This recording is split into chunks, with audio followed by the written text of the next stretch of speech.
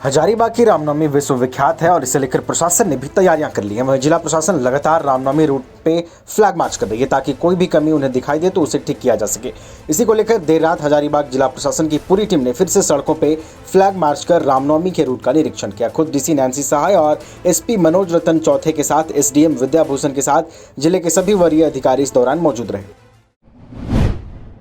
बोकारो हवाई अड्डे में नौकरी दिलाने के नाम पर साइबर ठगों की सक्रियता बढ़ गई है। इन ठगों के चलते बोकारो एयरपोर्ट के सिविल एविएशन के अधिकारी खासा परेशान हो रहे हैं, क्योंकि हर रोज कोई न कोई नौकरी के नाम पर यहां पहुंच रहा है। ऐसे में उन्होंने लोगों को इन साइबर ठगों से बचने की सलाह दी है। बताते चलें कि बोकारो हवाई अड्डे में उड़ान को लेकर अभी काम चल ही रहा है और गूगल पर साइबर ठगों के लगभग 2 दर्जन लिंक ट्रेड कर रहे हैं।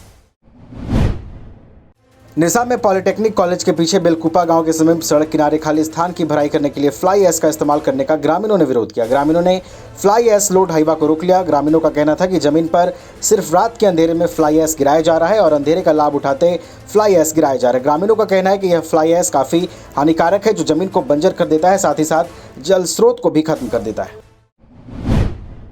बेटियां आत्म सुरक्षा के लिए बन रही हैं आत्मनिर्भर। हजारीबाग की बेटियां आत्म सुरक्षा के लिए आत्मनिर्भर बन रही हैं। हजारीबाग आर्स कन्या गुरुकुल की छात्राएं रामनवमी को लेकर अस्त्र शस्त्र चलाने का प्रशिक्षण ले रही हैं। लगभग 100 छात्राएं तलवार चलाने से लेकर दंड भांजने की कला भी सीख रही हैं। गुरुकुल के निदेशक आचार्य पाटिल ने बताया कि छात्राओं को रामनवमी की तैयारी करवा रहे हैं। इसके 2 लाभ हैं। एक तो छात्राएं आत्मनिर्भर हो रही हैं और कैसे खुद को सुरक्षित रखा जाए इसकी तरकीब सीख रही हैं। राहुल गांधी प्रकरण को लेकर कांग्रेस देशव्यापी विरोध कर रही है। इसी क्रम में कांग्रेस के राष्ट्रीय प्रवक्ता अखिलेश प्रताप सिंह ने राजधानी रांची आकर एक बार फिर केंद्र सरकार को अडानी मामले में कटघरे में खड़ा किया।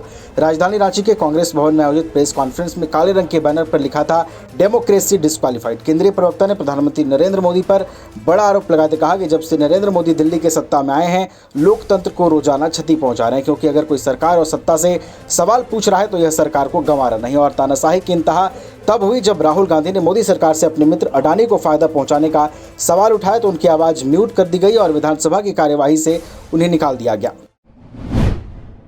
जमशेदपुर कोर्ट फायरिंग की पूरी घटना सीसीटीवी कैमरे में कैद हो गई, जिसका सीसीटीवी फुटेज तेजी में शहर से वायरल हो रहा है, जिसमें साफ तौर पर स्कूटी सवार 2 अपराधी नवीन सिंह पर ताबड़तोड़ फायरिंग करते दिख रहे हैं। कोर्ट परिषद के गेट के बाहर सीसीटीवी कैमरे में पूरी घटना कैद हुई। इसमें दिख रहा है कि मनप्रीत सिंह हत्याकांड का आरोपी नवीन सिंह, जो कुछ दिन पहले बेल पर बाहर निकला था, वह हाजिरी देने आ रहा था। इसी वक्त कोर्ट के गेट के समक्ष अपराधी उस पर ताबड़तोड़ गोली चलाने लगे। पुलिस सीसीटीवी फुटेज के आधार पर अपराधियों की पहचान में जुट गई है।